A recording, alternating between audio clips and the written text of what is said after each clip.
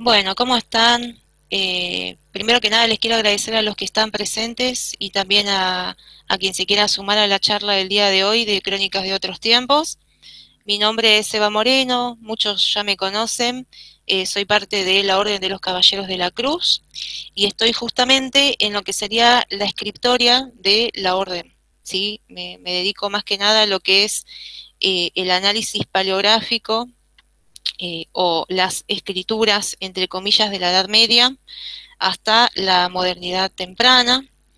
Y bueno, en el día de hoy quería hacer una breve presentación de lo que son las caligrafías nacionales posteriores a la caída del Imperio Romano en Occidente. Por eso, bueno, justamente enfatizando un poquito en esta cuestión de la Europa occidental, como es el título de la clase y está ahí marcado, vamos a hacer un muy breve recorrido histórico de el origen de este tipo de escrituras tan bonitas que, obviando algunas más conocidas, como por ejemplo la gótica o la carolingia, también tuvieron su época de esplendor en toda Europa, con más o menos vigencia.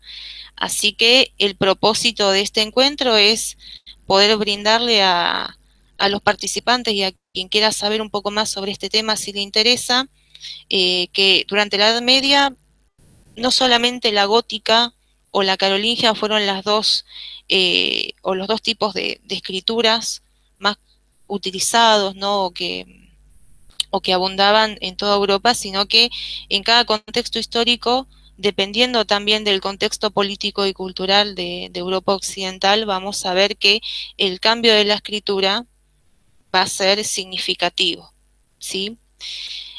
Antes de empezar con la presentación de un PowerPoint y algunas fuentes que estuve ahí seleccionando, me gustaría hacer una aclaración sobre esta cuestión de las escrituras nacionales, ¿sí? Porque el concepto de la nación, como nosotros la entendemos, es un concepto puramente moderno, que lo decidí usarlo con fines prácticos solamente para que podamos ubicarnos geográficamente en el mapa y ver más o menos en qué territorios de la actual Europa circularon este tipo de caligrafías, ¿no? Sobre todo en Italia o, bueno, en Inglaterra, que tenemos un mismo tipo de letra, pero con diferentes variantes dependiendo de los monasterios, ¿no?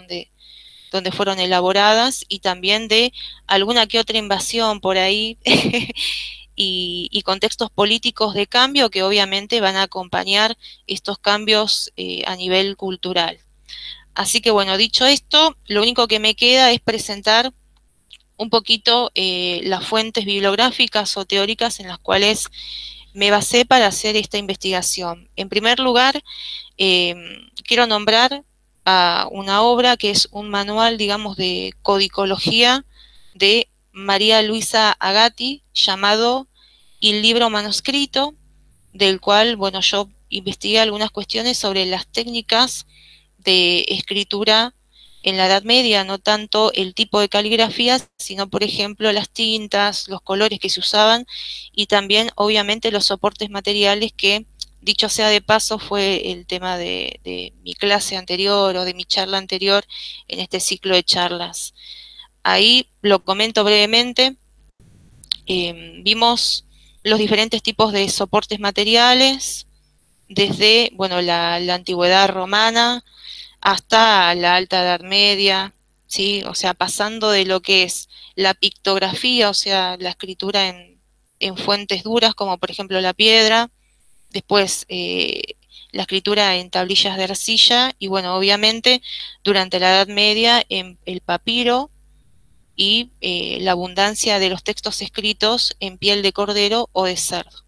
Bien, así que bueno, dicho esto, les quería mostrar también esta fuente, ya me estaba olvidando, que es un manual de paleografía, no sé si se puede ver ahí, de Adriano Capelli, que es inmenso, es espectacular porque lo que hay acá es una compilación de todos las fórmulas y los tipos de abreviaturas que existieron y que abundaron en estos textos que vamos a analizar hoy, al menos a partir del siglo VI hasta el siglo XIII.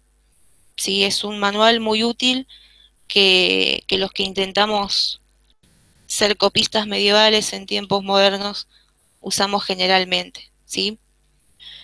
Bueno, voy a pasar a hacer una breve presentación de un PowerPoint muy sencillo que armé para esta ocasión. Leo, si me podés decir si se ve bien. Se ve perfecto. Bueno, excelente. Bien. Primero que nada, vamos a hacer un breve recorrido sobre los tipos de letras de la época romana que sirvieron como una base cultural para lo que posteriormente van a ser estas caligrafías nacionales que, como ya dije, van a empezar a tener vigencia desde el siglo VI hasta mediados del siglo XIII, ¿sí? Empezando con la clásica escritura romana de base, que es la mayúscula romana, que es muy sencilla de leer, ¿sí? En un latín bastante tardío para lo que es la época imperial romana, y lo distintivo de este tipo de escritura es que es una escritura que se practicó en fuentes pictográficas, o sea, en piedra, ¿sí? Se puede ver bien cada letra, pero digamos que la dificultad de este tipo de caligrafía es que no tiene una separación, ¿sí? O sea, no se separa entre palabras, no hay un espacio o un punto que nos indique cuándo empieza o cuándo termina una palabra. Por eso es muy importante tener alguna noción del idioma latino, ¿no? Del latín, para poder ir, ¿sí?, contextualizando un poco esta cuestión de las palabras y cómo posicionarlas. Bien, la mayúscula romana va a ser una de estas antiguas caligrafías romanas que va a servir como base para las caligrafías nacionales posteriormente al declive del imperio. Después vamos a tener a la romana uncial. El ejemplo que traje acá en el PowerPoint es el de un palimpsesto. El palimpsesto, no sé si recuerdan qué es, pero ya lo había explicado en otra ocasión. Es un manuscrito hecho en papiro o en pergamino de piel que se reutiliza, ¿sí? O sea que se rasca, se trata de borrar lo que estaba escrito anteriormente ahí para poder escribir algo nuevo, ¿sí? Este tipo de letra, que es la que sobresale, que simula ser mayúscula, pero que es un poquito más redondita, es en la que se van a basar algunas caligrafías, como por ejemplo posteriormente la carolingia, ¿sí? Después tenemos a la romana semiuncial, que va entre la mayúscula y la uncial. Acá vemos que las letras son un poquitito más alargadas y cuadradas, similar a la clásica mayúscula romana que también acabamos de ver, y que tiene un nivel de legibilidad un poquito más amable, ¿no? A diferencia de la romana uncial. La mayoría de estos tipos de caligrafía o bien eran utilizadas en fuentes pictográficas, o sea, sobre piedra, pero también se utilizaban, por ejemplo, para escribir cartas o textos, digamos, no tan importantes, o sea, textos no políticos. Un ejemplo de esto es, bueno, la romana cursiva, que era la que se utilizaba más que nada en las tablillas y en cartas de papel, que era más que nada para poder escribir textos informales, ¿no? Textos casi cotidianos. Bueno, dicho esto, vamos a contextualizar un poquitito cómo se va a distribuir este legado caligráfico de la época romana una vez que inicia el declive del Imperio Romano. Bien, en esta ocasión vamos a nombrar un total de 5 o 6 letras nacionales, pero solamente vamos a analizar 5. Bien, en lo que es el actual territorio de Inglaterra, así el Reino Unido, tenemos en Irlanda y en toda Inglaterra el tipo de caligrafía insular, que está basada más que nada en las letras mayúsculas antiguamente romanas. Después vamos a tener la visigótica, a la merovingia, que también la vamos a nombrar, a la precarolina germánica, que si bien decidí no analizarla hoy porque es muy similar a la franco-lombarda, que fue la que después va a ser desplazada por la carolingia o la carolina, y además es muy similar, o sea, la precarolina germánica y la franco-lombarda son prácticamente iguales, y además tuvieron muy poquita vigencia en el tiempo, alrededor de 100 años, 150 años.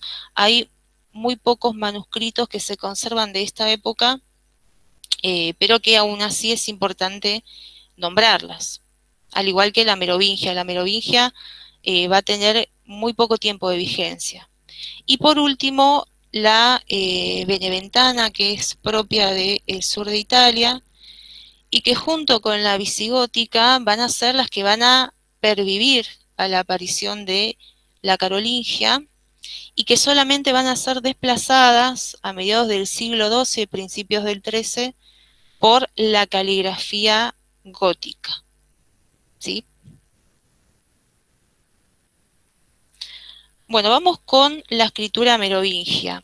La escritura merovingia estuvo vigente durante la dinastía de los reyes merovingios en Francia, ¿sí? También en lo que sería el actual territorio de Alemania y de Suiza, entre los siglos VI y siglos VIII, más o menos, antes de lo que conocemos como la reforma cultural de Carlomagno. ¿Sí? Va a tener una duración bastante breve. Generalmente este tipo de escritura fue utilizada en diplomas o textos regios, ¿sí?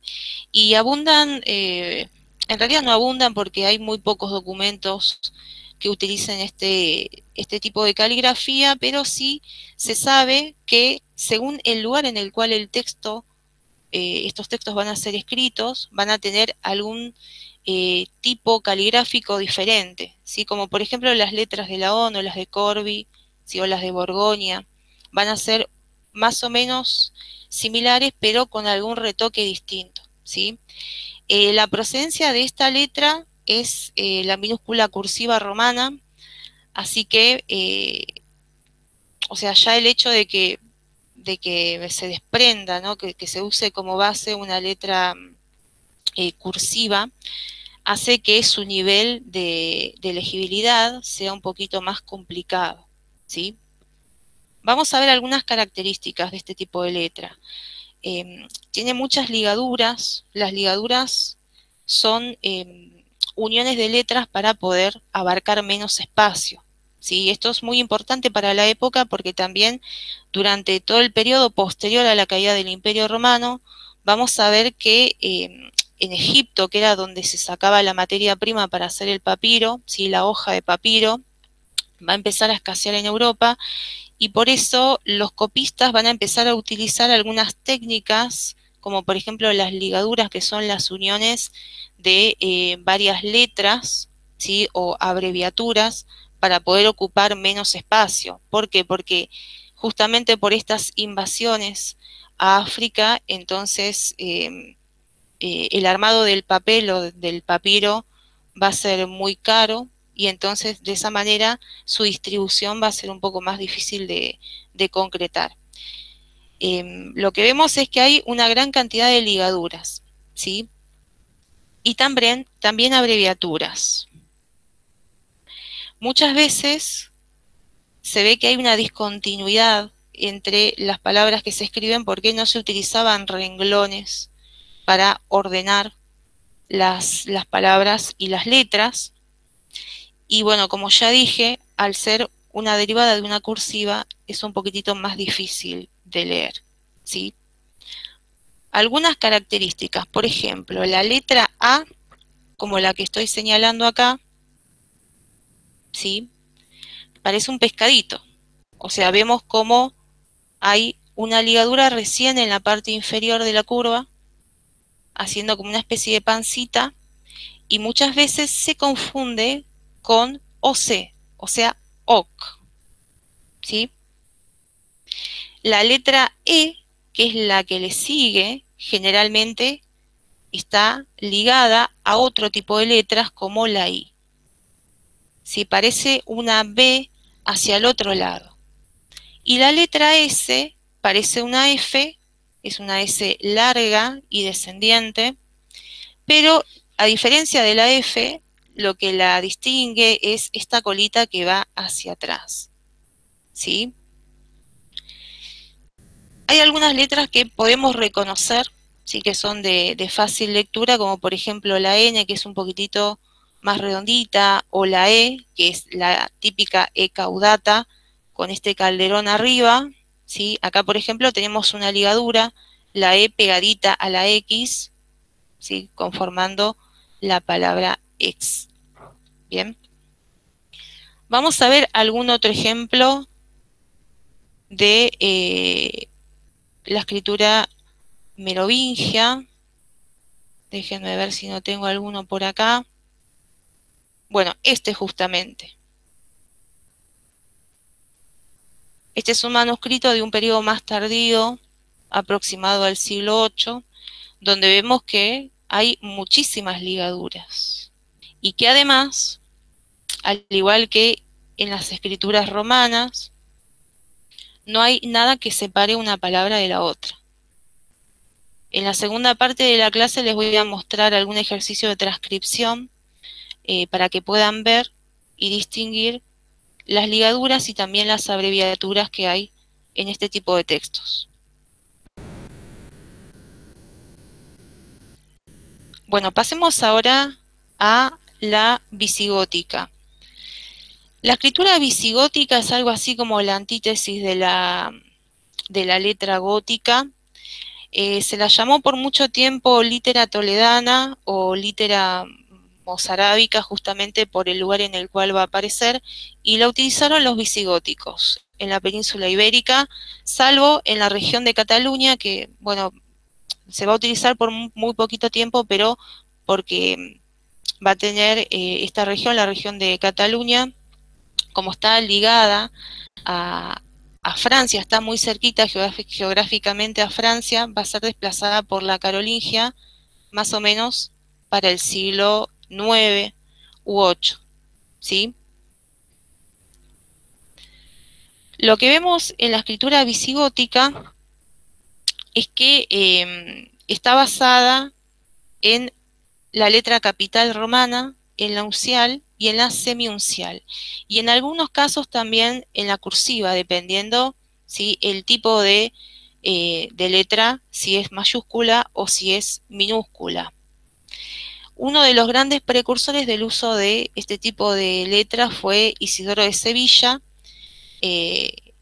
o San Isidoro, ¿sí?, como se lo conoce actualmente, quien escribió en sus etimologías, que era algo así como una especie de diccionario enciclopédico, el grado de importancia del uso de este tipo de caligrafía para dar a entender la diferencia cultural entre la península ibérica y el resto de los reinos de Europa.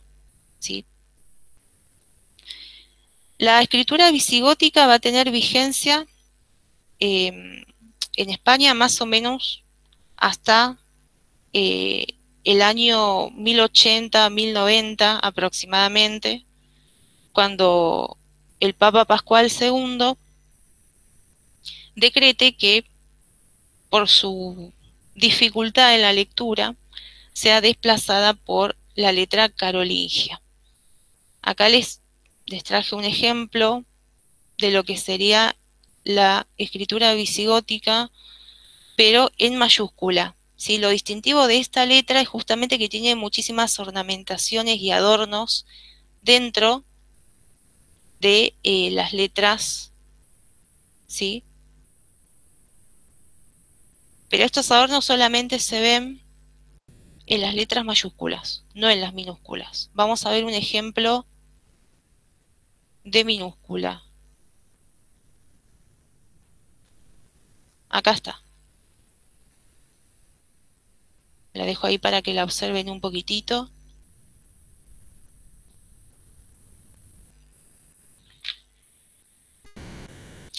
La característica de la letra visigótica es que, bueno, es muy difícil de leer y además tiene muchísimas ligaduras.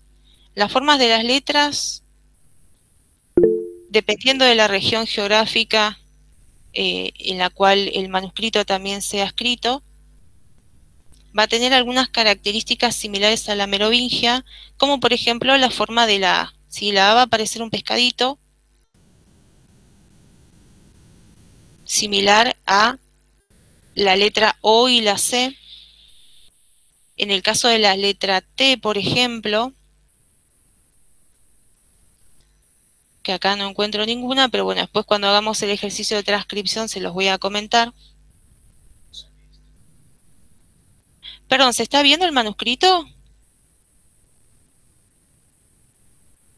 Eva, ahí Matías había levantado la mano, estaba la Sí, primera parte donde se veían las letras mayúsculas, sí. pero después vos dijiste que cambiaste a minúscula y no lo llegué a ver.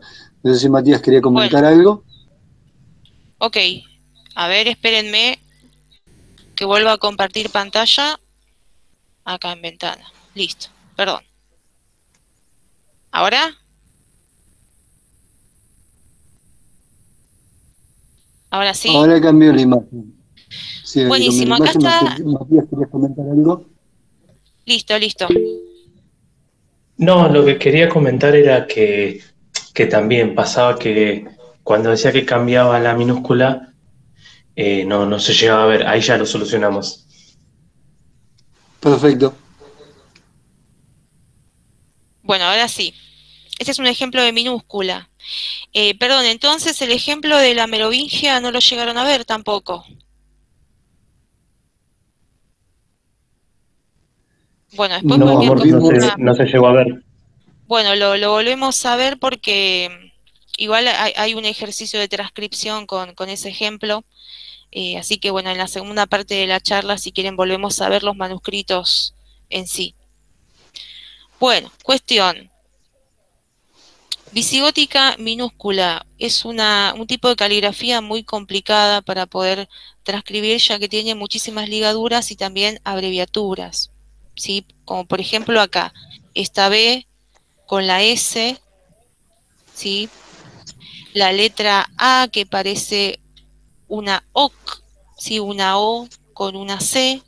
Tenemos también algunos tipos de E, la ECA con caudata, por ejemplo, que es el redondito que está arriba, ¿sí? Que une la patita superior con la del medio de la letra E. La letra F y la letra S, que generalmente se confunden, ¿sí? Como por ejemplo acá, lo voy a maximizar un poquitito.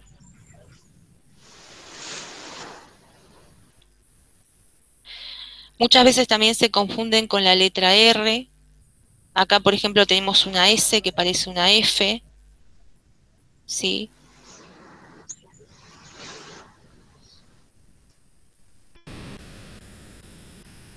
Generalmente en la letra gótica las abreviaturas siempre aparecen con una liñita y un puntito arriba de la última letra o las últimas dos letras que le siguen a la abreviatura.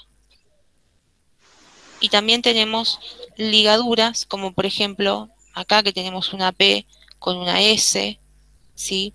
Acá hay un ejemplo de T que parece una A en realidad, pero si prestamos atención, acá tenemos el palito, ¿sí? Y el sombrerito de la T con una caudata que adorna la parte de atrás de la T.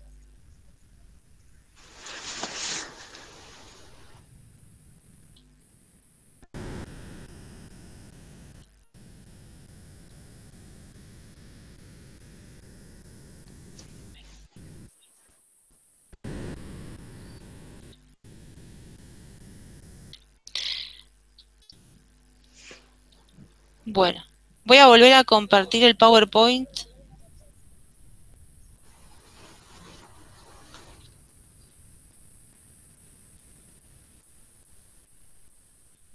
Bueno, el periodo de vigencia de la escritura visigótica, como ya les había comentado, es hasta que el Papa Pascual II, en el año 1080 en el Concilio de Letrán decide cambiar la letra visigótica por la letra carolingia, que es un poquitito más fácil de entender y más amable a la lectura.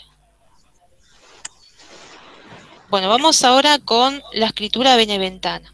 Sí, que junto con la insular me parece que es una de las más bonitas, pero también más complicadas de entender. ¿Qué podemos decir de este tipo de escritura? Bueno, primero que por la invasión de los longobardos a Italia, sobre todo en el norte, vamos a tener diferentes estilos de escritura. No solamente en el norte, sino también en lo que sería la Italia meridional y la Italia central. En el norte de Italia, como vamos a tener un control de los lombardos, que luego va a caer bajo el dominio de los francos, vamos a tener un desplazamiento bastante prematuro de la escritura longobarda, que va a ser sustituida muy rápidamente por la carolingia. Después en la parte central, ¿sí? En la parte, entre comillas, romana, todavía se va a seguir usando la semiuncial de la época romana tardía, o sea que el estilo caligráfico de el Mesogiorno, como se le dice también, va a ser estrechamente relacionado con las antiguas escrituras unciales y semiunciales de la época romana, ¿sí? Pero en el sur, con la fundación del Ducado de Benevento, se va a ver como, digamos, una identidad caligráfica distinta a la del resto de Italia, justamente por la labor de los copistas en este lugar, que es el monasterio de Monte Cassino, ¿sí? En donde se va a dar origen justamente a este tipo de escritura, la beneventana del sur de Italia. Vamos con un ejemplo. Sí, la beneventana a mi parecer es una de las más bonitas, pero más difíciles de transcribir porque, al igual que la visigótica, va a tener un montón de ligaduras, muchísimas ligaduras, y además va a compartir algunas características, como por ejemplo la forma de la E, ¿sí? Con el calderón arriba, la ligadura, la A, ¿sí? Acá tenemos un ejemplo de A que es una especie de O con una colita atrás, parece un pescadito. La letra T, ¿sí? Que también parece una A, pero que acá vemos que tiene como una especie de calderón atrás que adorna el sombrerito de la T, ¿sí? La S, que vuelve a aparecer una F, y también otras ligaduras. Acá, por ejemplo, tenemos una ligadura de una R minúscula con una I y una U. Y obviamente abreviaturas, que las vamos a analizar un poquitito más adelante. Acá tienen un ejemplo de lo que es la escritura beneventana, ¿sí? Generalmente los textos que se escribieron con este tipo de caligrafía también iban acompañados de una muy rica marginalia, con muchos colores, muchos ornamentos, ¿sí? Va a tener una difusión desde finales del siglo VIII hasta el siglo XIII y va a ser, junto con la visigótica, una de las sobrevivientes al avance de la escritura carolingia, y solamente se va a suplantar por la gótica a mediados del siglo XIII. Sí, lo vemos todos seguramente.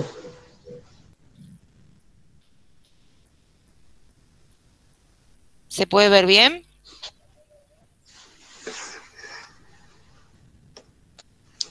¿sí? Bueno, vamos ahora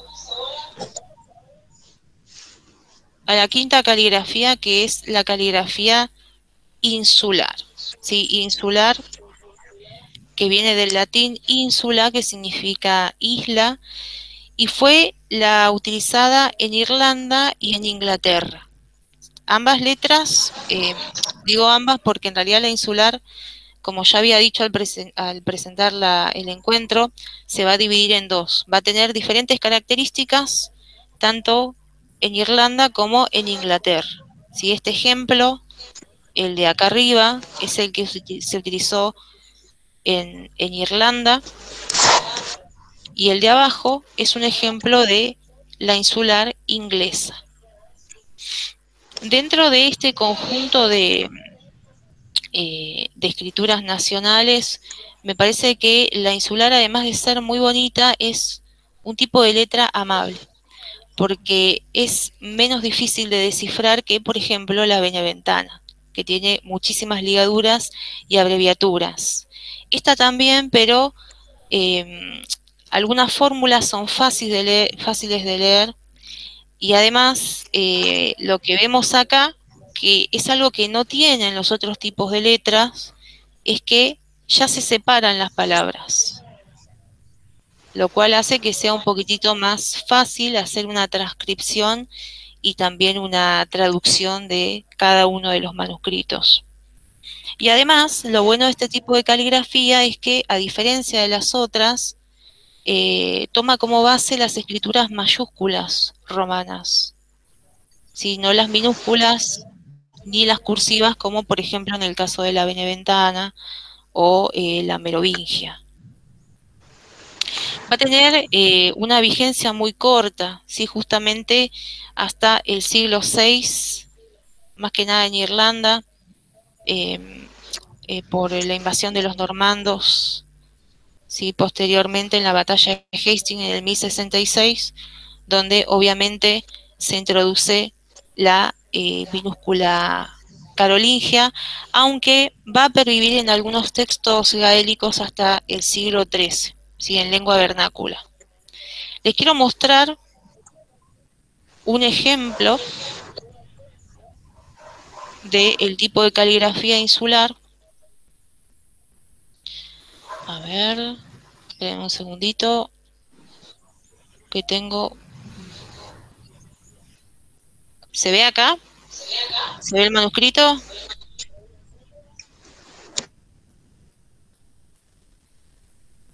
No, aún no se ve.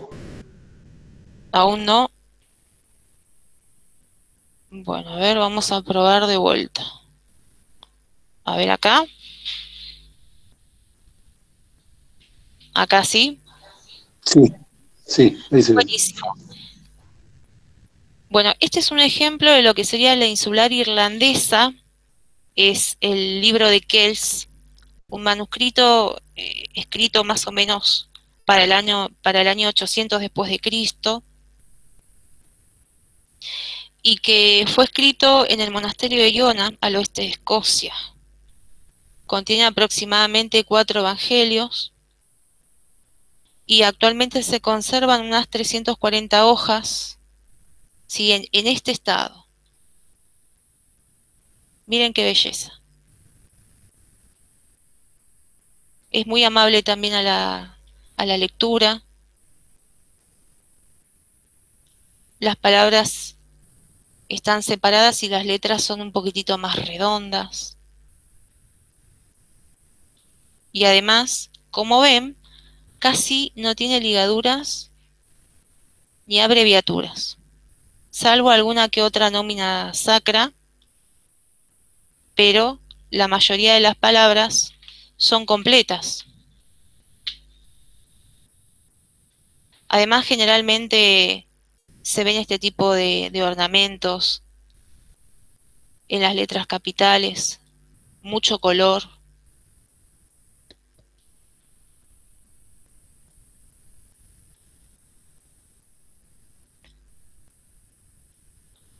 Y lo interesante de este caso es que bueno, además de ser un tipo de letra que no está basada ni en las minúsculas ni en las cursivas,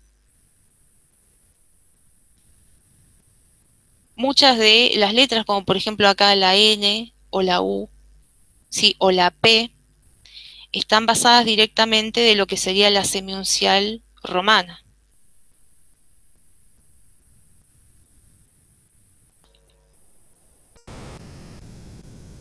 Vamos a ver otro ejemplo. Es un texto muy bonito que está digitalizado.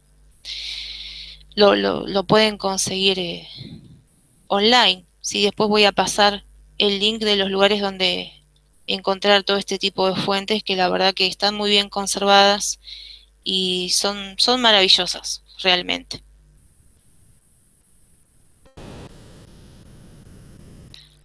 Bueno, vamos con la última parte de la presentación del PowerPoint. Sí, llegamos a lo que es la escritura carolingia, que es la escritura propia de el Imperio Carolingio, ¿sí? Carlomagno, que se corona como emperador en el año 800, ¿sí? Justamente el 25 de diciembre. Lo que va a intentar hacer, y lo hizo con mucho éxito, es tratar de unificar todo su imperio. Y en materia cultural, la letra carolingia o la caligrafía carolingia es la que va a ir arrasando y desplazando a los otros tipos de caligrafías, entre comillas, nacionales que acabamos de ver, sobre todo en el área de Francia y la parte media y norte de Italia. El objetivo de Carlomagno, además de tener un control directo sobre estos territorios que posteriormente conformaron su imperio, también era unificar la cultura y volver a darle un significado romano a la cultura. ¿Sí? Cuando digo un significado romano es tratar de romanizar y de volver a esa cultura romana en la cual la alfabetización era algo común y corriente, y sobre todo la lectura, ¿bien? Como todas estas caligrafías que nosotros acabamos de ver tenían un grado de dificultad bastante alto, si se intentó cambiar a una caligrafía que deviniera de los antiguos estilos romanos, pero que fuera de fácil acceso. ¿Sí? O sea que en relación a esto, el texto y la forma de escritura se utilizó con una finalidad política. Bueno, la carolingia es una letra muy sencilla de leer, no tiene ligaduras, no tiene abreviaturas tampoco, pero sí hay que distinguir algunas variantes. ¿Sí? En el norte del imperio, por ejemplo, Francia, Inglaterra y Holanda, utilizó más que nada el tipo de carolingia mayúscula, ¿sí? Mientras que en el sur, en Italia, lo que sería el sur de Francia y España, que también tuvo algún impacto. Disculpa, te corto ¿Sí? acá. En menos de un minuto va a cortar esta sesión. Volvemos a la carolingia. Sí, este es el tipo de escritura por el cual el imperio carolingio intentó unificar la forma de escribir, la forma de comunicar, ¿sí? Si se puede decir de esa manera, los requerimientos intelectuales del reino. Como ya les había comentado, uno de los objetivos de Carlomagno era volver un poco a esa cultura letrada de la antigua Roma, y era una empresa que no se podía llevar a cabo sin una unificación de las formas de transmitir información o conocimiento. Bien, la letra carolingia tiene mucho poder político detrás, no solamente por este afán de volver a lo romano, sino también porque al tener una legibilidad, ¿no? muy sencilla, muy amable, cualquier persona podía leerla, ¿no? Cualquier persona que fuera letrada podía descifrar el mensaje del texto que se intentara dar a conocer. Un ejemplo de minúscula carolingia es este. Bien, acá como vemos, al igual que en la letra insular, ya tenemos palabras que están separadas, ¿sí? Si bien también se utilizaban las mayúsculas, que son más que nada copias de las antiguas mayúsculas romanas, no tenemos ni ligaduras y tampoco tenemos muchas abreviaturas. Por ejemplo, acá sabemos que dice incipit, incipit liber. Posiblemente acá diga quo o quom, ¿sí? Acá tenemos una S, una U, una E. La R todavía sigue teniendo esta formita como de T, pero hacia abajo. Y la S también se va a seguir escribiendo como si fuera una F. La D, similar a la O, pero con una muy pequeña inclinación en el cierre de la letra hacia abajo, siempre hacia la derecha. Bien, y bueno, la A acá se distingue más. No tiene ni forma de OC, ni forma de E, ni forma de U, como vimos en los otros manuscritos. Vamos a ver ahora un ejemplo de minúscula carolingia. Sí, este es un manuscrito del siglo XI, donde más o menos se pueden distinguir sin tanta dificultad las letras, y tenemos alguna que otra abreviatura, como por ejemplo acá, ¿sí? Arriba de la P, esta rayita dice que hay una palabra que está abreviada. Lo mismo acá, arriba de la U. Acá arriba de la S también. Sí, pero vemos cómo la forma de las letras se pueden distinguir. Acá vemos cómo, por ejemplo, dice tempren o tempra. ¿Sí? Pertrare.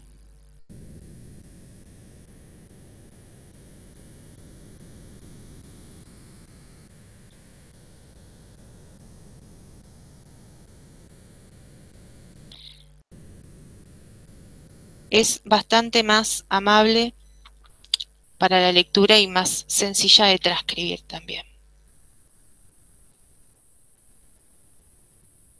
Bueno, vamos a dejar de compartir. Me gustaría saber si tienen alguna duda hasta acá, si quedó alguna duda en relación a cada tipo de letra y de dónde proviene.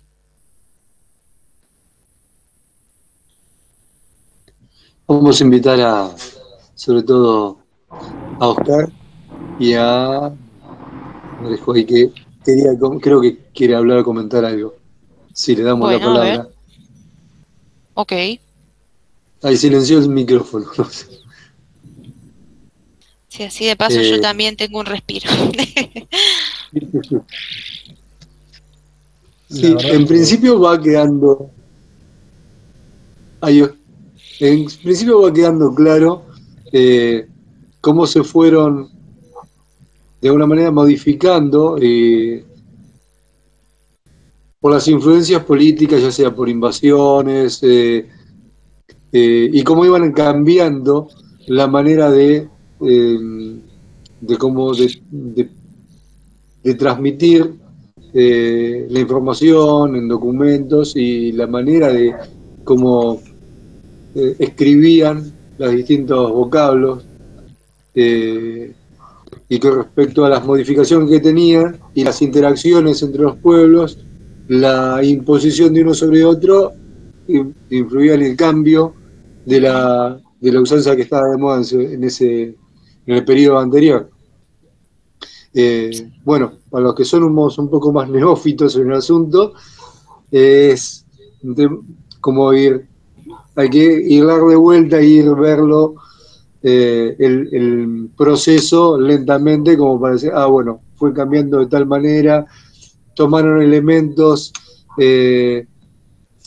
previos de los romanos, se utilizaron tal simbología, dejando de lado la otra, y en otros sitios se dio preponderancia por ejemplo, en el caso de las mayúsculas o las minúsculas en otros lugares, y así desarrollaron su, no sé si decirle alfabeto, estaría correcto.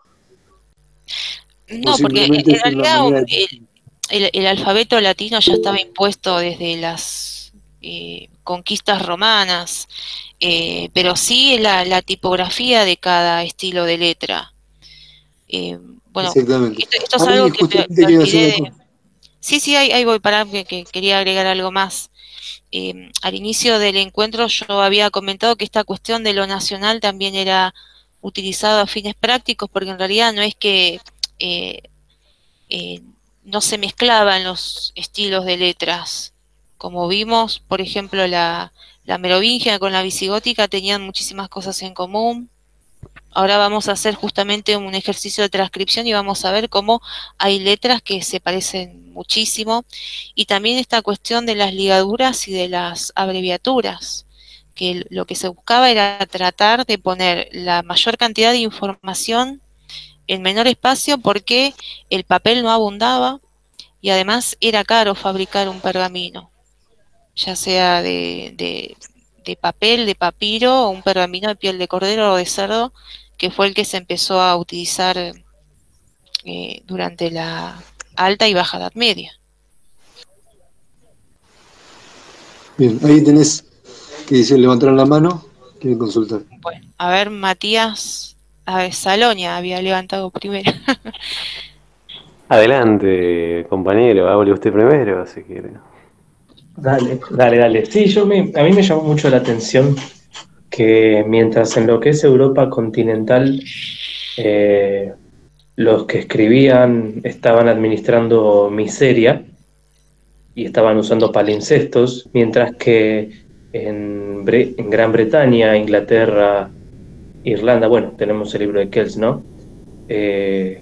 Hacían esa maravilla y usaban hojas y hojas y hojas, bueno, no sé si llamarlas hojas, bueno, pero tenían un montón de material para trabajar. Pergamino, sí, Sí. pero mientras en Europa continental administraban, tenían que volver a utilizar, tenían que usar palimpsestos, y a lo mejor yo me acuerdo que una vez en una clase en la maestría, una clase sobre el uso el tema de las fuentes, ¿viste? Por ejemplo, tenían 5 versiones de la historia de tal santo, y bueno, ya está. Una de esas versiones la reutilizaban para escribir otra cosa. Y eso pasa en Europa continental, mientras que en Gran Bretaña producían esta maravilla que es el libro de Kells. Me llama mucho la atención como muchas veces el tema del uso del material obedece más a una prioridad de qué es lo más importante en el momento. Más que, o sea, sí, nos falta, por ahí le decían, bueno, nos falta material, pero no podemos no hacer una obra así, y bueno, qué bueno que los tipos dijeron, hagámosla, porque si no, no hubiera llegado hasta nosotros un ejemplo tan hermoso de lo que es la escritura insular. Sí, igual de todos modos el libro de Kells es como la excepción a la regla. Es un libro que contiene un mensaje sacro, ¿sí? Que tiene algunos evangelios ahí, y en realidad la iglesia no escatimaba en gastos para hacer sus manuscritos, para iluminar con tintas de oro, con los colores más variados. Lo que sí es muy significativo del libro de Kells y también de el Evangelio de Lindefer, que es otro texto también contemporáneo, casi contemporáneo, pero que tiene casi los mismos ornamentos y el mismo grado de ejecución que el libro de Kells, es que son textos sacros o regios, a los que se les daba más importancia. Tal vez en el caso de lo que es Europa continental se utilizaban los palimpsestos porque el grado de circulación que llegaban a tener muchos manuscritos a veces no daba el tiempo, no, de esperar a la fabricación de un pergamino, ya sea de papiro o de piel, para poder poner en circulación otro texto, ya sea un texto regio o un texto sacro con evangelios. Hay que tener en cuenta que se tardaba mucho en fabricar un pergamino de piel en este contexto. Pero sí, el caso del libro de Kells y lo que pasaba en Inglaterra es algo aparte, es un caso aparte.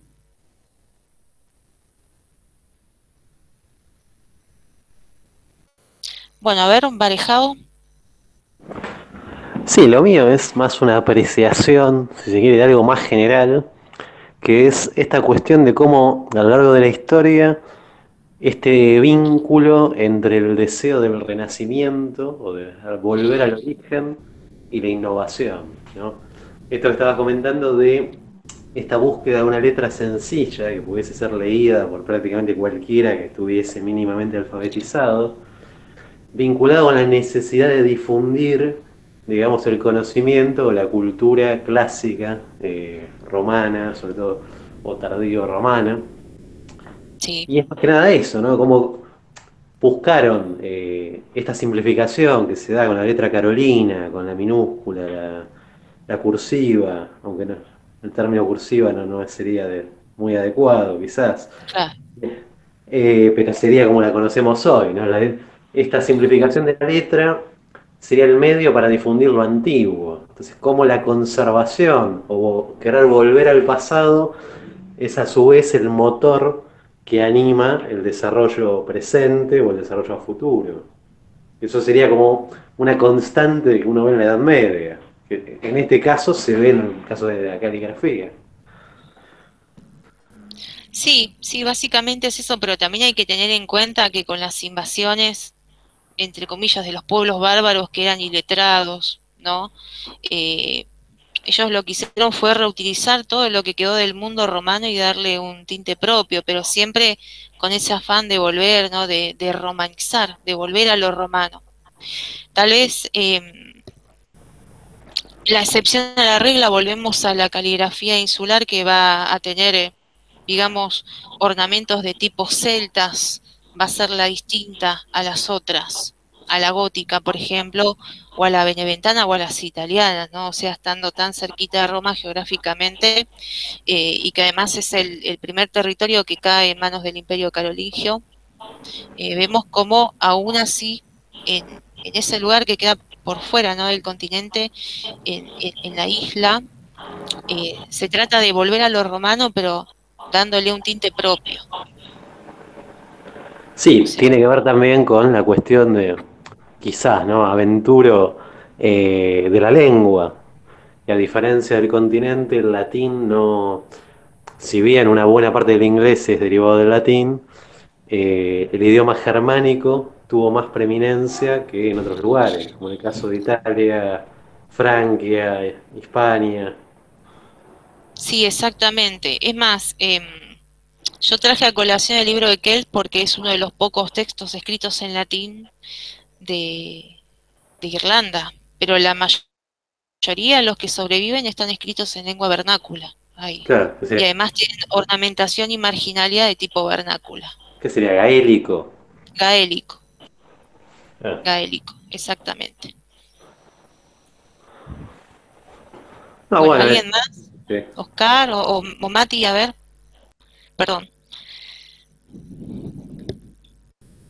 Sí, una cosa que tengo muy en cuenta, que es cuando se habla de por qué consideramos más simple o más legible la carolingia que por ahí la insular, o que a lo mejor las anteriores, justamente es por el éxito que tuvo la carolingia y en difundirse y en asentarse como el estilo de escritura dominante.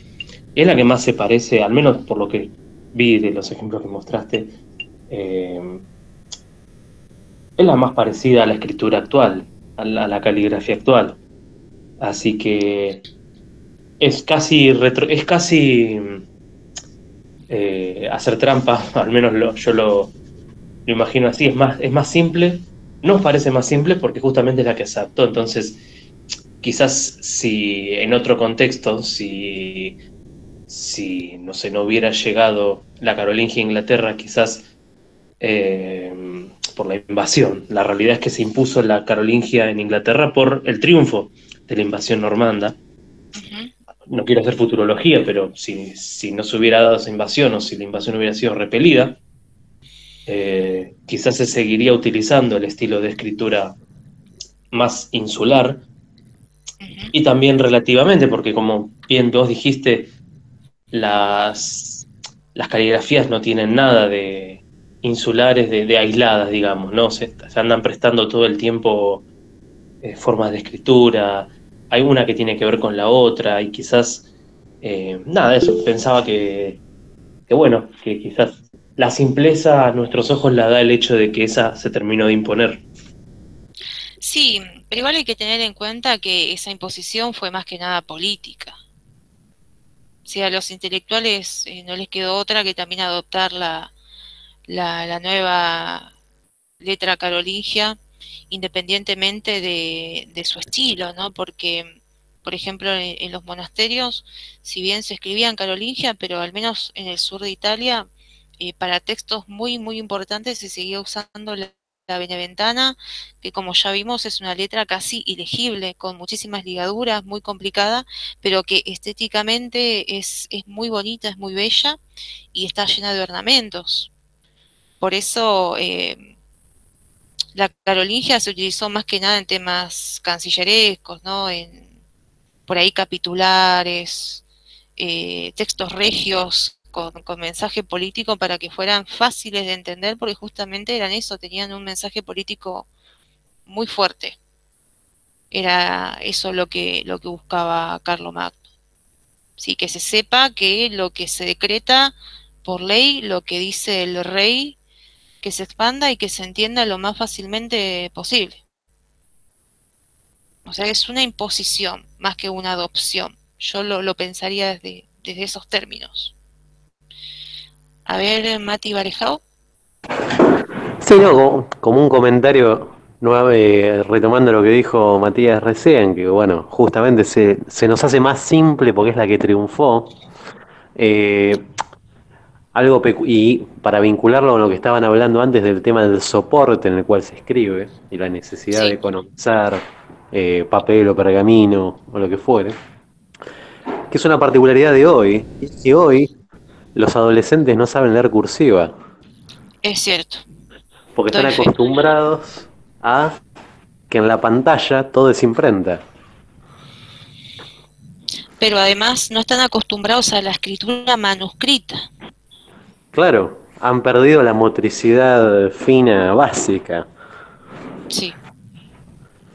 Sí, es así, totalmente.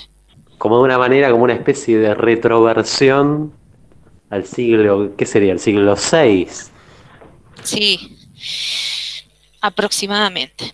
Aproximadamente. Sí, o también durante toda la plena Edad Media, porque si bien no es que fue una época oscura, no hay oscurantismo, que esos son conceptos que son de fantasía e invenciones de la Edad Moderna, pero la realidad es que durante toda la Edad Media solamente había un porcentaje ínfimo de personas que podían leer y escribir.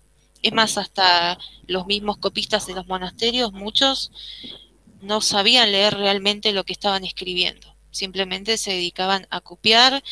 Había fórmulas, existen fórmulas de trazado en cada grado de ejecución de cada tipo de letra, había manuales sobre eso y era casi un oficio artesanal.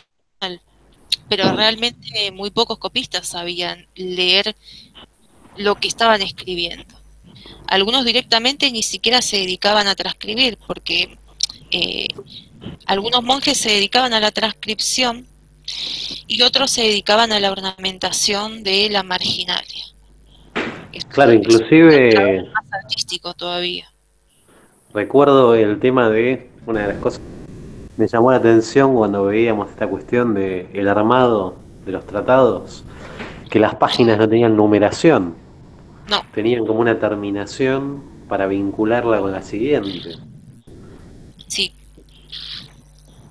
Y en todo caso también si se trataba, por ejemplo, de un texto sacro, generalmente como la marginalia iba acompañando el propio texto, ¿sí? Para las personas que no podían leer o que no sabían leer demasiado bien, los dibujos también daban una idea del contenido del texto. Así que de esa manera se podían guiar los folios. Claro. Bueno, Oscar, que levantaste la mano.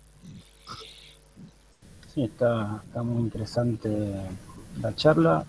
Lo que me parece interesante es que está muy bueno, digamos, la parte de historia, cómo a partir de los distintos pueblos que ocuparon territorio del Imperio de Occidente, pudieron mantener y derivar sus letras a partir de la letra tardorromana, con sus distintas derivaciones en cada región. Sí. Curioso, Sí, era el material que tenían, o sea, básicamente reciclaron un montón de cosas que había quedado del Imperio Romano, no solamente lo administrativo, lo político, sino también lo cultural.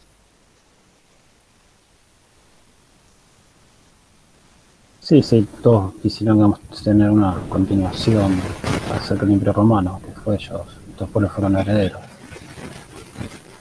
Es interesante el detalle, un poco lo mencionó Matías, cómo en Europa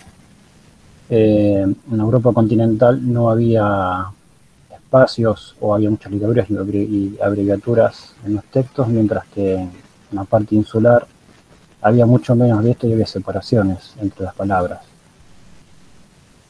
teniendo todos el problema del papiro de Egipto. Sí, pasa que en Europa continental teníamos estos, entre comillas, inconvenientes de los avances de los musulmanes, ¿no? Que muchas veces hacían que la circulación del papel y de materiales, de soportes materiales para la escritura no fuera tan fácil de conseguir. Por eso también era algo muy caro y solamente circulaba en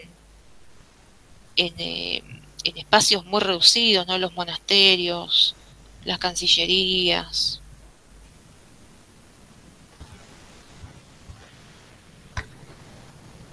Claro, totalmente, sí. También es interesante la previvencia de la letra visigota, aún siendo España casi toda ocupada por los árabes. Sí, la verdad que sí. Sí. Hay muchísimos textos visigóticos que todavía están vigentes, que bueno, obviamente después fueron desplazados por la letra gótica. Sobre la letra gótica yo decidí no presentarla en esta ocasión porque es un mundo aparte. La letra gótica tiene una evolución que es constante, se adopta en toda Europa y cada región también va a tener su tipo de letra gótica y es una tipografía que sobrepasa la Edad Media porque posteriormente con la invención de la imprenta, ya bien entrada la Edad Moderna, la letra de molde que se va a empezar a utilizar va a ser también la letra gótica. Así que en próximos encuentros voy a hablar justamente de la gótica y de todos los lugares en los cuales se difundió y las características que va a tener hasta más o menos el siglo XVII.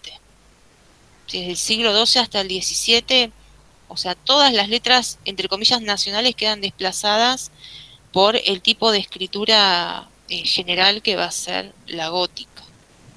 Y todas sus variantes. Sí, la gótica es un mundo aparte que me parece que se viene a desprender un poquito de esta cuestión de la reutilización de lo romano para hacer un tipo de letra propia en sí, ¿sí? Con una identidad propia, independientemente de que se use con finalidades políticas de volver a lo romano en un contexto distinto. Ya estamos hablando de la Baja Edad Media, donde el concepto de imperio también toma otro significado. Y la letra gótica también lo va a hacer, va a venir como a incorporar una noción de lo propio, ¿sí? De un estilo caligráfico que es propio de la Europa de ese momento. Y además se va a desprender de la carolingia y algunos aspectos de la letra visigótica. O sea, es algo completamente nuevo. No se desprende tanto de lo romano como este tipo de letras. Bueno, ¿alguien más? ¿Alguna consulta sobre esto? ¿Alguna acotación?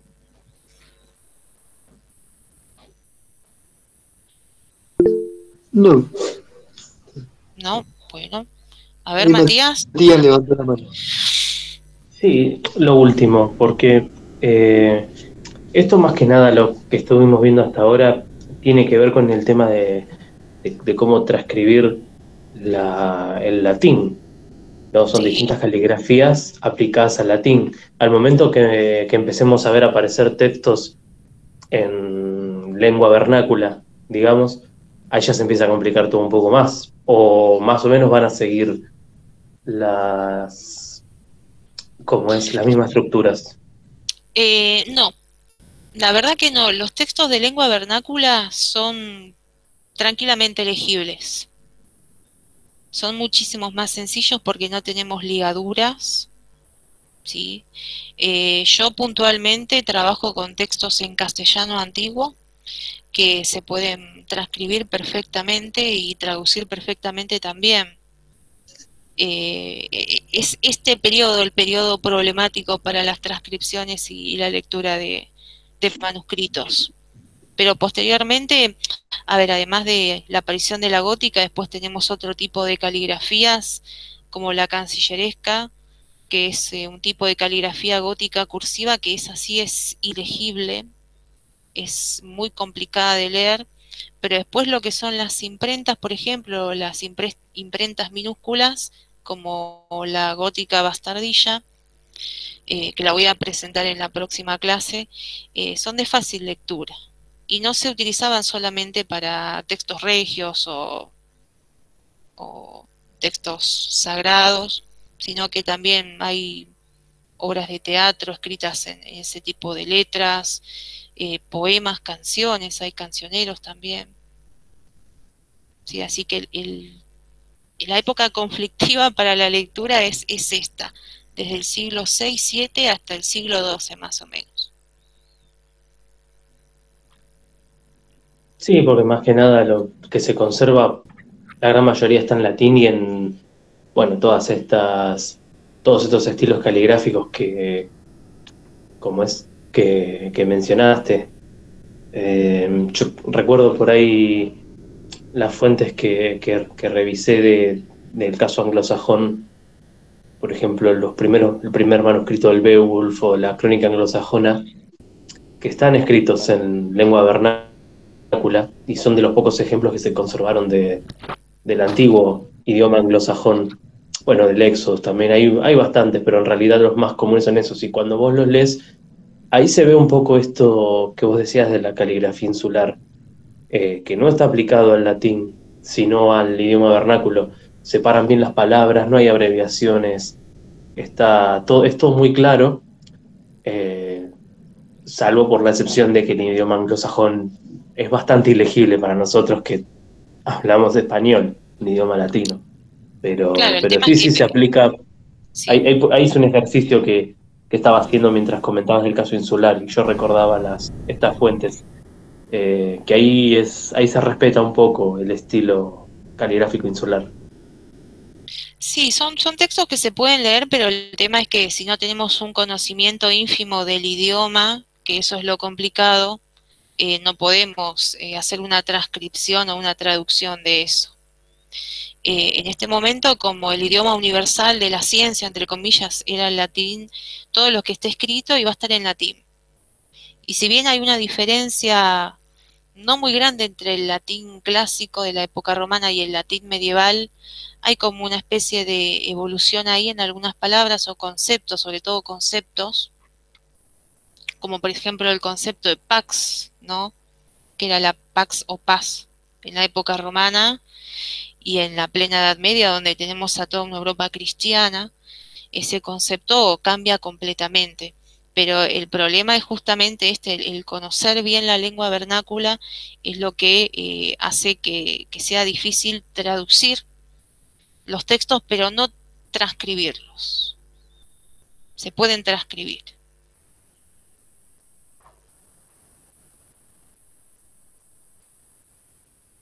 Bueno, antes de terminar me gustaría hacer justamente un pequeño ejercicio de lectura o transcripción de uno de los textos que vimos recién, ¿sí? Les voy a pedir que no se silencien, porque vamos a ir renglón por renglón tratando de leer alguno de estos documentos. Vamos a empezar con la más complicada y después terminamos con una un poquito más sencilla. ¿Qué tipo de caligrafía es esta?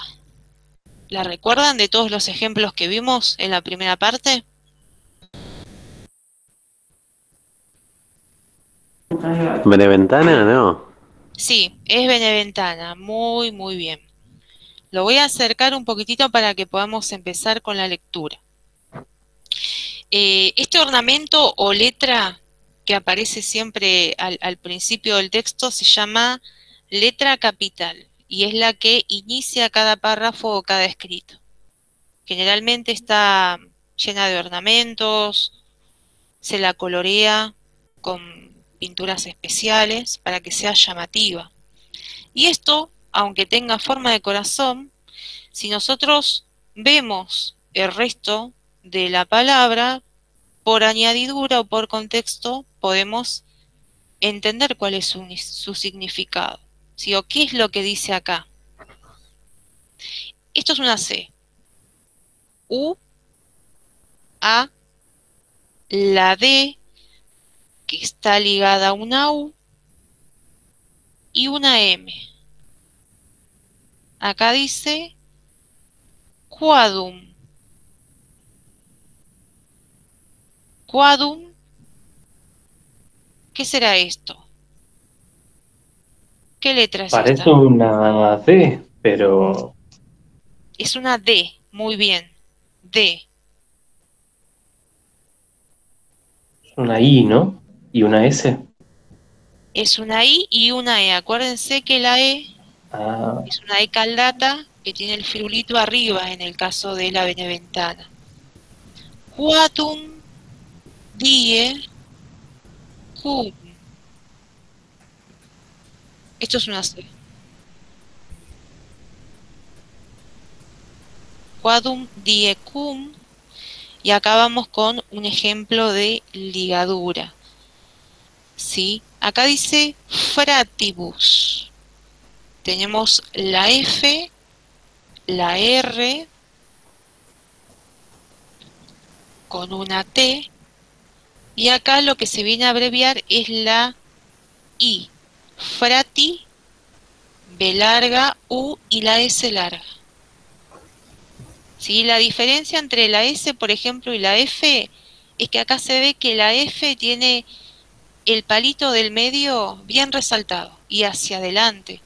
En cambio la S tiene como una especie de colita hacia atrás.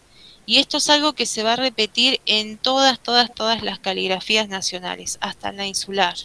Porque la insular también tiene una variante en minúscula que se utilizó muy poco. En realidad la usaban más que nada en Inglaterra, pero esta forma de la S que para nosotros hoy en día es impensada, sí, que más parece una L dada vuelta, fue la que primó durante toda la Edad Media en todos los tipos de caligrafía.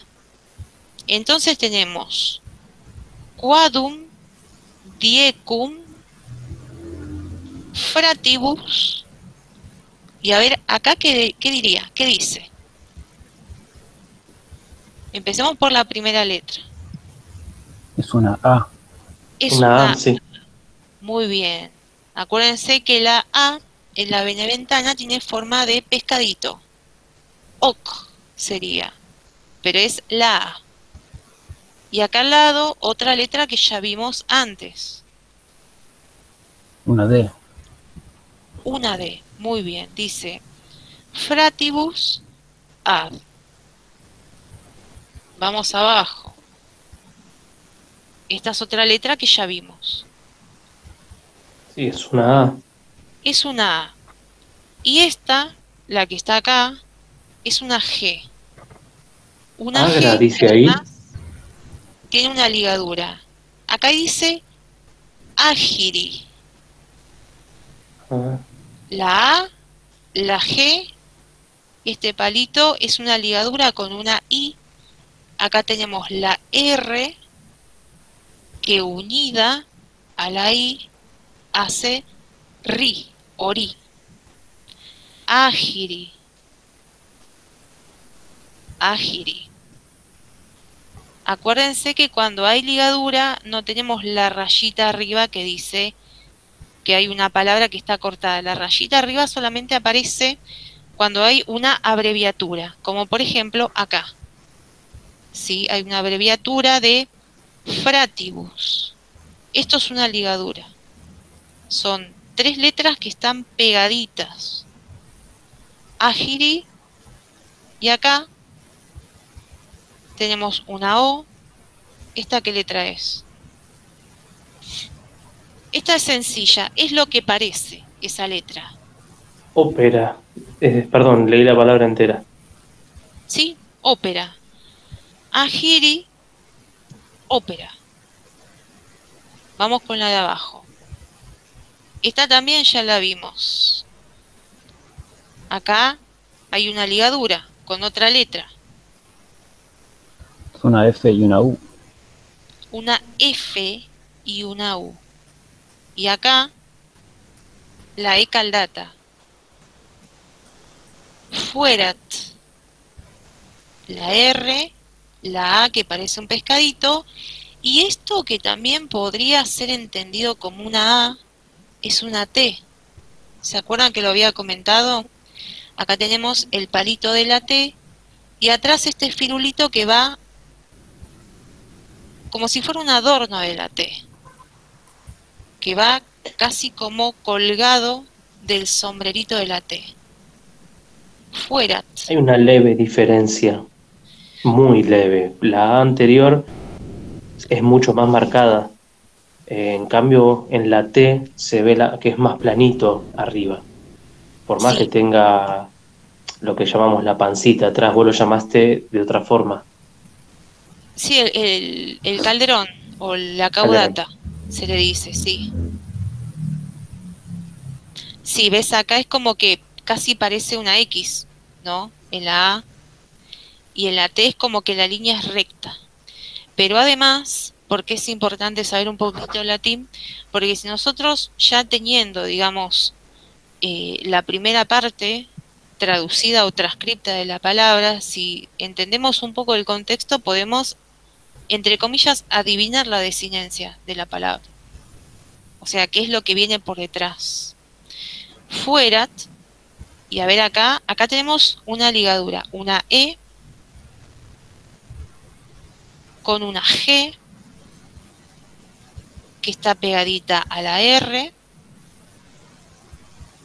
y otra E. Y al final, ¿esta letra qué es? Una S. Una S. Egres. Egresus.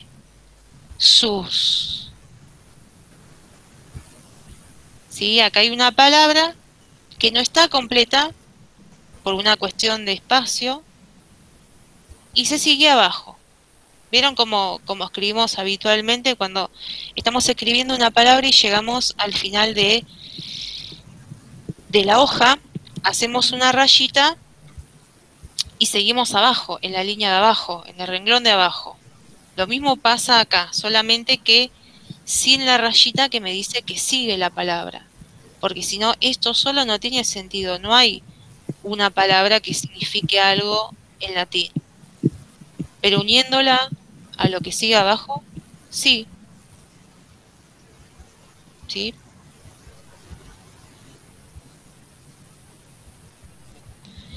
Bueno, hagamos 2 o 3 líneas más y dejamos este.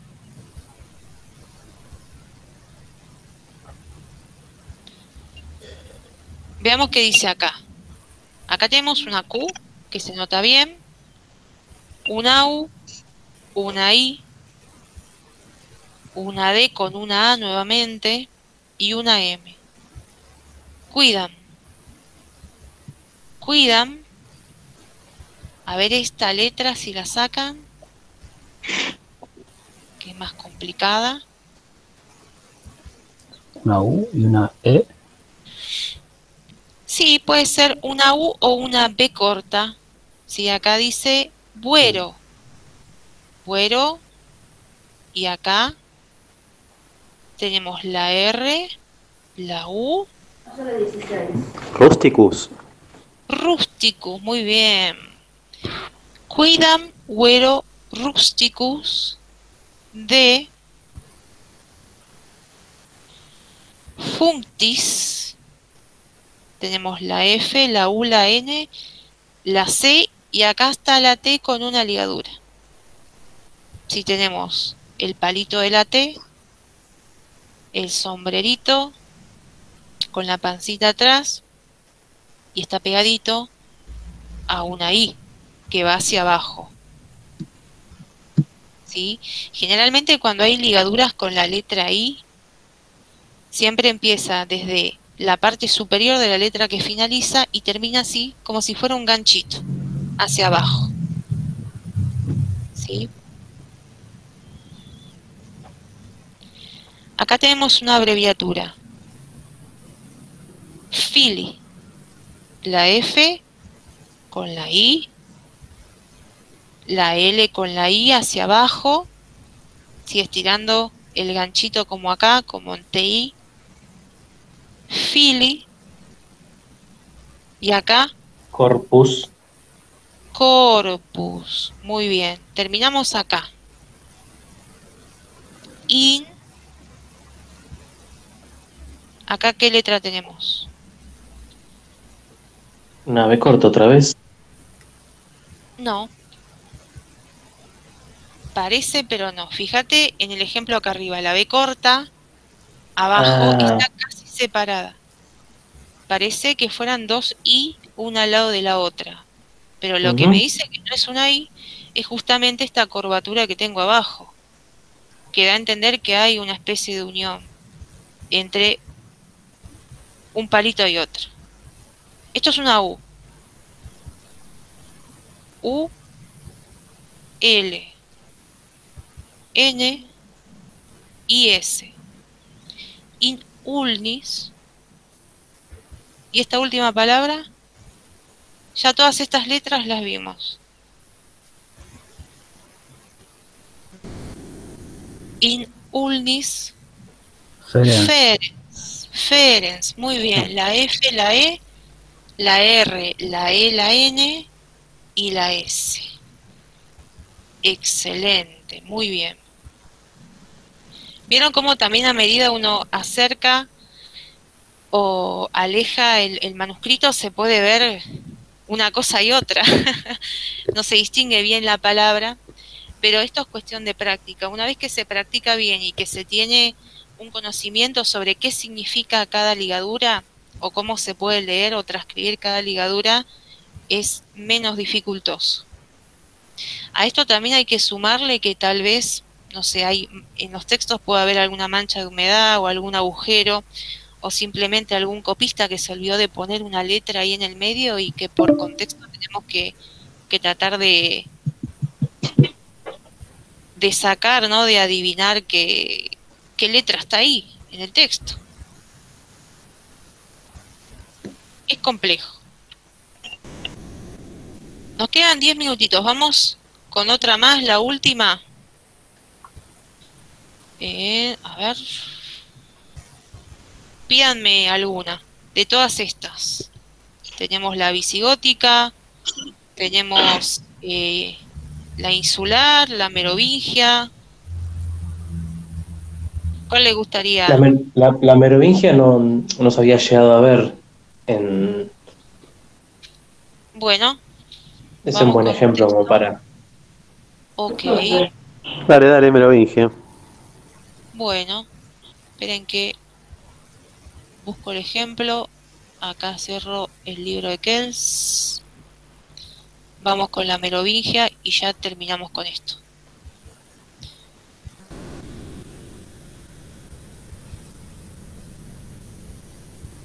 Ahí se ve.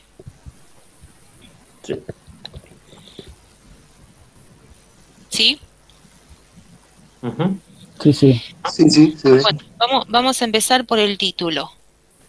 Acá es un poquitito más complicado porque es un texto que no está dividido en columnas y además las palabras no tienen separación. Y bueno, la merovingia está infestada de ligaduras. Infestada. Vamos primero por el título, que es un poquitito más sencillo porque está en mayúscula, ¿sí? In exposite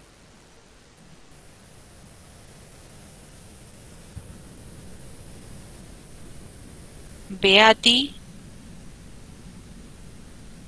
Iob. In expositione, perdón, me comí la ione, beati Iob. Vamos abajo, ¿vieron que está el pescadito? ¿Cuál es la palabra que está al lado del pescadito? La primera letra es una M. La segunda, Una letra O. O, R, Morali. moralia. Acá Moralia. tenemos que separar. Porque si seguimos, la palabra pierde significado. O sea, no hay moraliagre, por ejemplo. Es una palabra que no existe. La primera palabra acá es moralia. Gregori per contemplationem. Vamos a hacer hincapié acá. Si la T acá aparece, sí, con su sombrerito y la pancita atrás como si fuera una P dada vuelta. Sí, pero a veces puede aparecer así también la T. Al menos en la minúscula merovingia. Hacia abajo, como si fuera una C. Contemplationem. Acá tenemos la S larga, la U, la N y la T. Sunt libri. Contemplationem sunt libri. A ver, vamos más abajo. Logrando un poquitito más. Desde acá, desde la mitad del pescadito.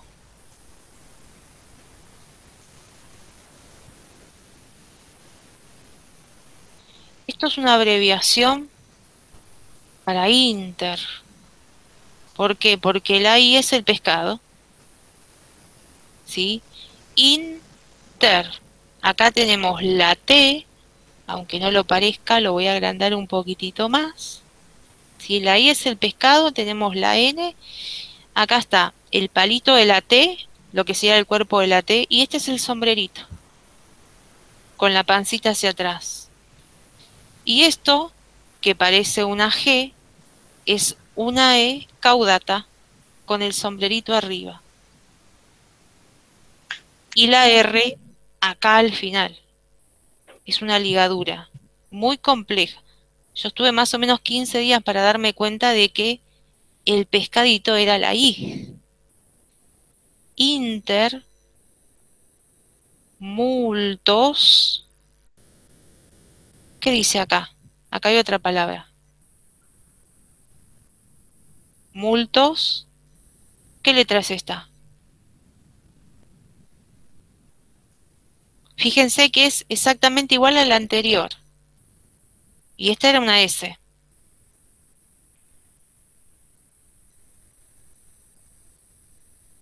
S. Es una S también, ¿no? Bien. Y los lados parece una E, pero Es una E, pero acá además le falta la A, porque CP no existe. Es SAEPE. Acá al parecer el copista se quedó sin lugar para la E y por contexto sabemos que es saepe, no sepe. Dice sepe, pero es saepe en realidad. ¿Qué letra es esta? Es una Q Una Q con una U. y una A. Esto es una E. Ah, Y acá tenemos una ligadura, una R con la I.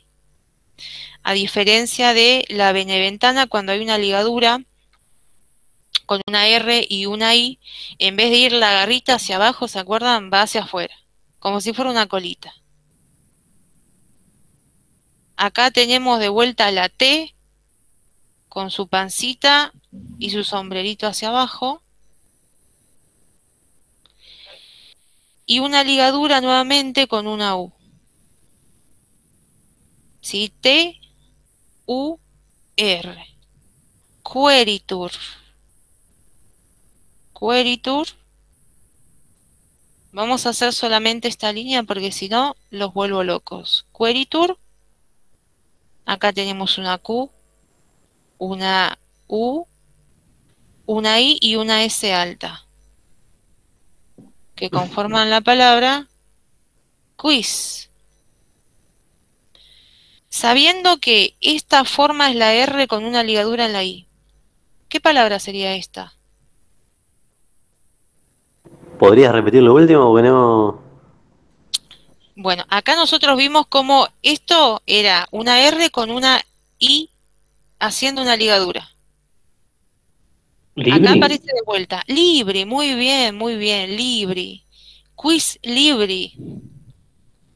Y acá vamos con una más complicada todavía. ¿Qué letra es esta? Esta es fácil. Volvemos a la B. Parece una B como la B anterior. larga, Una B B larga, larga, una E. una E caudata. Y acá, ¿qué es esto que parecen dos flechitas?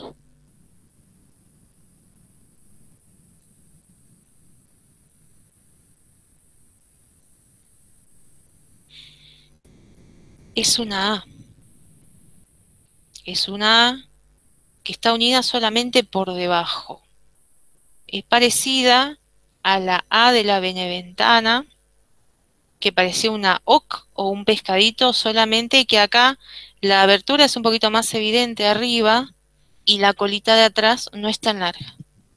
Sí, es más, va a haber una unión directa con la letra que le sigue, que esta sí es un poquito más complicada, por debajo. Vea, vea, ti. Es Beati. la T, Beati, Iob. Beati, Iob. Entonces es inter multus aepe queritur quis libri beati Iob. Beati Iob scriptorum beatur.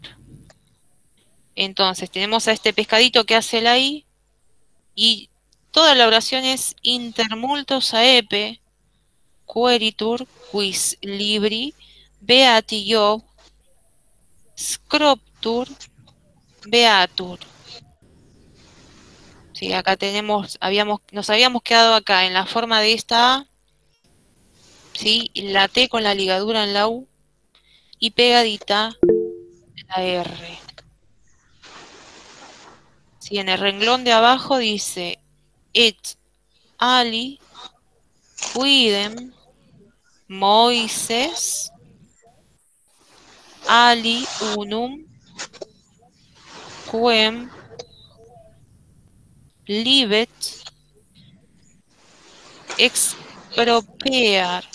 expropear scriptore. Bueno, eso ha sido la merovingia. Ahí Oscar ha levantado la mano. A ver. ver, Oscar. Perdón, consultaba en cuál renglón estábamos haciendo recién la lectura. No sé por qué no veía bien la manito blanca, el cursor, con lo que estaba comentando. Pero si no, después en la grabación lo veo nuevamente. Sí, No hay problema. estábamos perdón, en el renglón número 4 estábamos. 4. Ah, gracias. Sí, igual entre el 3 y el 4 hay como una especie de palabras en verde. Yo después igual le voy a mandar a Leo todos los manuscritos que usamos hoy y el PowerPoint para que lo puedan ver. Después también tengo digitalizado este manual que es el de Adriano Capelli, sí, que tiene todas las abreviaturas a vida y por haber de, de manuscritos a partir del siglo VI en adelante, hasta la gótica, digamos, hasta la primera aparición de la gótica en el siglo XII. Pero bueno, es un ejercicio bastante arduo, pero que está bueno porque una vez que nosotros ya entendemos cuáles son las fórmulas y las abreviaturas de cada tipo de letra, aprendiendo también un poquitito de latín, tampoco es algo muy exigente para hacer solamente transcripción, ya para hacer las traducciones sí necesitamos un nivel de latín un poquitito más alto, ¿bien? Pero bueno, con conocer un poco el contexto de la oración y reconocer algunas palabras que irían, ¿no?, en justamente ese contexto, ya podemos hacer algún ejercicio de transcripción como el que estábamos haciendo recién. Perfecto, muchísimas gracias. Bien. Bueno, ¿qué les pareció esta última parte de la charla? No, me pareció genial porque es la única manera de que podemos ir a, de alguna manera, estoy medio trabado, aprendiendo era con la guía tuya y podíamos ir dilucidando los distintos símbolos y las diferencias con respecto a los otros estilos caligráficos. Excelente, sí, es más, con esto pudimos comprobar que en realidad muchas tienen influencia de otras. En la letra S, por ejemplo, en la R, que es igual tanto en Irlanda como en el sur de Italia. Con la letra A, por ejemplo, que tiene forma de pescadito, que no termina de cerrar arriba o a los costados o abajo. El tema de las ligaduras también, sobre todo en la merovingia y en la beneventana, que es las que analizamos recién, son letras que tienen muchísima influencia. ¿Hay alguna, conocimiento a ciencia cierta o alguna especulación del por qué las diferencias eran por darle un carácter propio diferente a otros o simplemente porque se buscaba, ellos consideraban alguna practicidad de que sea más simple y más fácil la lectura, o sea, la comprensión para la mayor cantidad de gente? Y depende también de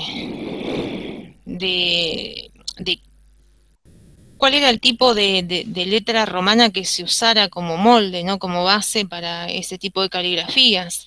En el caso, por ejemplo, de la merovingia con la beneventana, sabemos que la base de esas escrituras son las, entre comillas, cursivas romanas.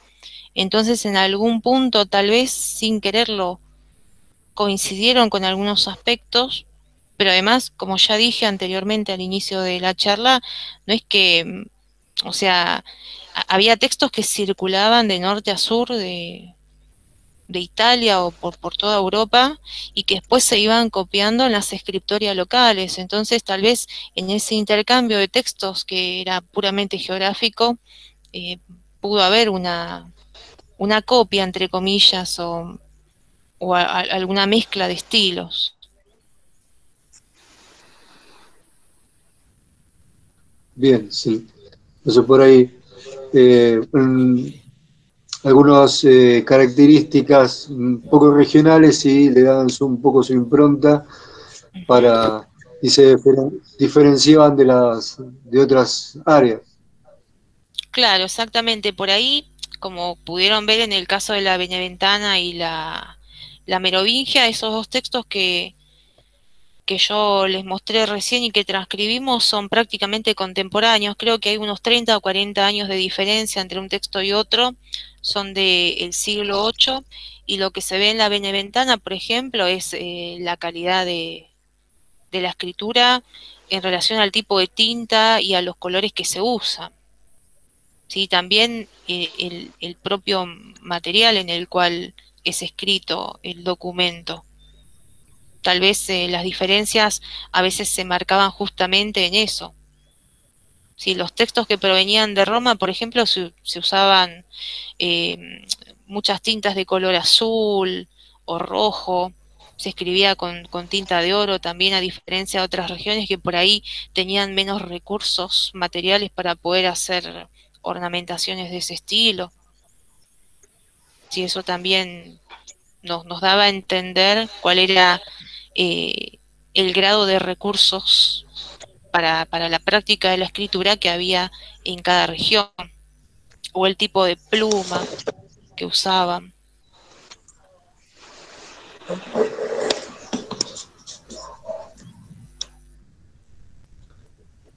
A ver, ¿alguno de los chicos que quiera hacer alguna consulta?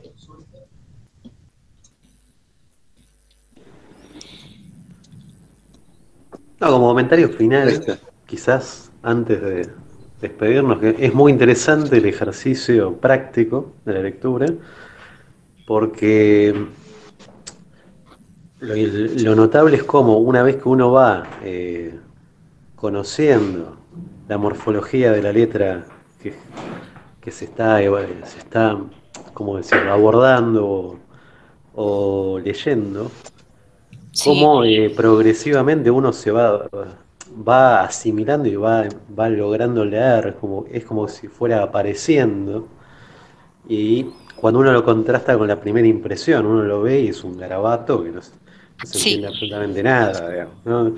A mí sí, me pasó algo similar cuando aprendí el alfabeto cirílico, el de sí, Europa del Este, que uno ve y es un garabato, pero en la medida que uno va aprendiendo lo que es cada cosa, sí, cómo lo va desasociando de lo que conoce, porque hay muchas letras, esta cuestión de confundir la S con la F, o la T con una D, o la B larga con una B corta, o la I con una E, con una especie de J, L mezclada, y cómo a medida que uno va, después de un rato, como va apareciendo, como ejercicio mental es bastante interesante. sí, sí, es buenísimo como ejercicio mental, sobre todo para los que tienen una profesión como la mía, yo que soy docente, y que sabemos que entre adolescentes y chicos de cualquier edad, bueno, adultos también, esta cuestión del alejamiento de la práctica de escribir, del manuscrito, hace que por ahí no se tenga que corregir una actividad que está hecha en una caligrafía que gracias a estos ejercicios tal vez puedo deducir. Así Bueno, que yo me di también cuenta hace lo uso en mi poco, práctica diaria. yo me di cuenta hace poco que ya prácticamente no escribo en cursiva, Claro, porque no se puede, en el pizarrón no se puede escribir en cursiva porque no se entienden. claro. Bueno, mi estilo de letra es básicamente la carolingia, porque yo escribo en imprenta minúscula.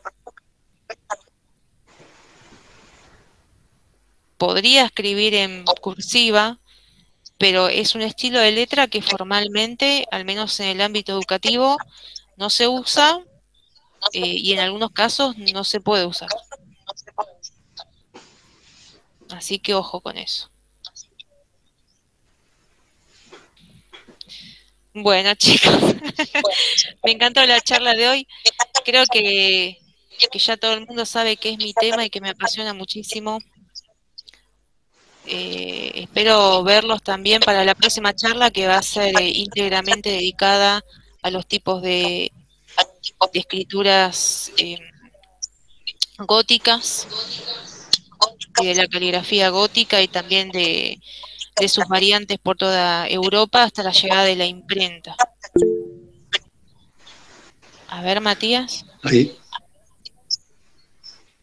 Sí, yo me quedé pensando hace un rato, le mostré a Eva. Quería compartir un poco de lo que yo había comentado acerca del caso insular.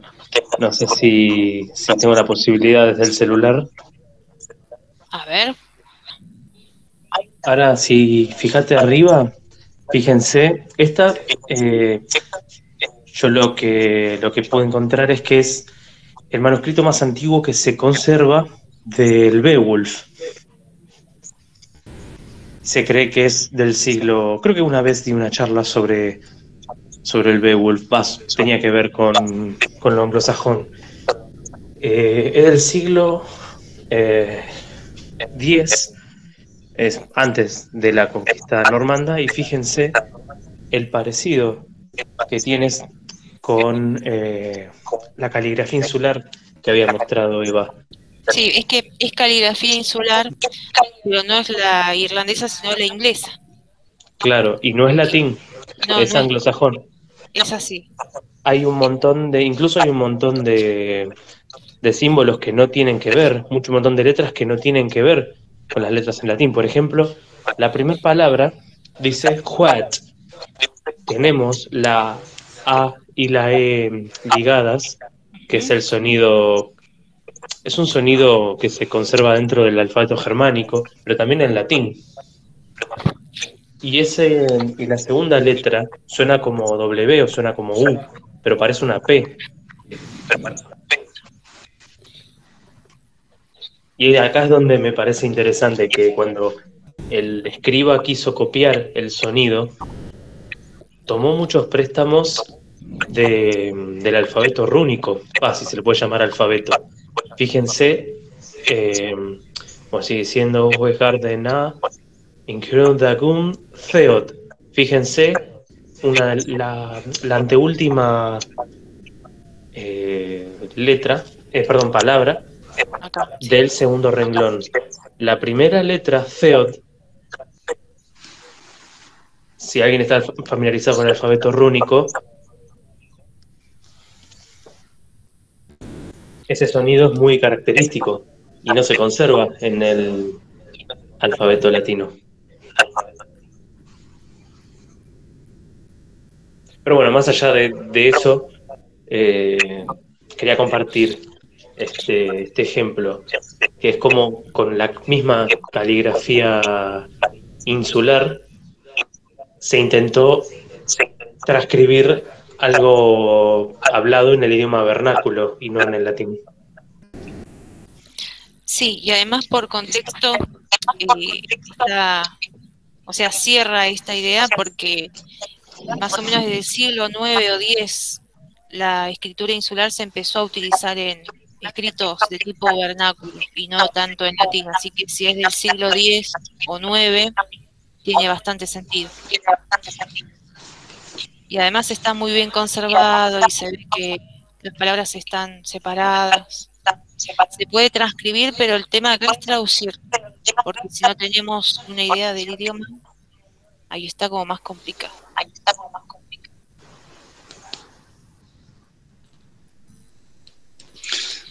Bueno, gracias Mati por la colaboración. Sí, muy bueno el aporte. Uh-huh. Bueno, podemos tenés, sí, vos tenés el cierre y bueno, interesantísima la charla y esperar la continuación. Sí, en unos meses seguramente vamos a hacer alguna charlita más sobre la gótica, que es un tema aparte muy complejo, pero también muy interesante. Y también otra cuestión que me llama mucha la atención y que me gusta y que tiene que ver justamente con el mundo de los manuscritos es la cuestión de la marginalia. La marginalia, que son esos dibujos o ornamentos que hay en los costados de las hojas y que acompañan a los manuscritos. Muchas veces tienen el mismo, más significado que el propio texto que está ahí. Así que posiblemente más que nada para fin de año me gustaría retomar el tema y poder dar una charla puramente sobre marginalia. Bueno, nada, les quería agradecer a todos los que se pudieron conectar y también a todos los que miren este video junto con todos los materiales que utilizamos hoy. Le voy a dejar a Leo mi correo electrónico, mi Gmail, para el que esté interesado en este tema, lo puedo guiar, porque bueno, académicamente yo me dedico a esto, no sé si lo comenté, pero bueno, ya todos acá lo saben, pero yo soy profesora de historia, con orientación en historia medieval, así que digamos que más allá del saber cotidiano, ¿no?, que tengo formación académica en esto, así que si hay alguien que le interese, de los que miren este video después, cuando lo podamos subir, me puedan escribir a mi mail para, bueno, hablar sobre lugares en los cuales se pueden encontrar los manuscritos, ¿no? La mayoría de los manuscritos que utilicé hoy están todos digitalizados y están en repositorios europeos, más que nada, y no cuestan nada, o sea, simplemente están ahí, hay que descargarlos, hay que revisar que estén bien, en buen estado, como para hacer ejercicios de transcripción, o simplemente revisarlos por curiosidad. Está todo al alcance de la mano. Genial, muchísimas gracias, Eva, por toda la exposición, que estuvo buenísimo. Gracias a los participantes que estuvieron aportando y bueno, ayudándonos a los neófitos, como en mi caso, aprendiendo todo una faceta muy interesante, amplia y nueva para mí y para muchísima de otra gente que lo verá luego, de lo que era el mundo en el medioevo, sobre todo ahí en Europa. Bien. Hasta luego, buenas tardes a todos. Muchas gracias a todos, que tengan buen inicio de semana y nos estamos viendo. Cualquier cosita, igualmente, ya saben que me pueden escribir a mi correo, y bueno, nos estaremos viendo la próxima.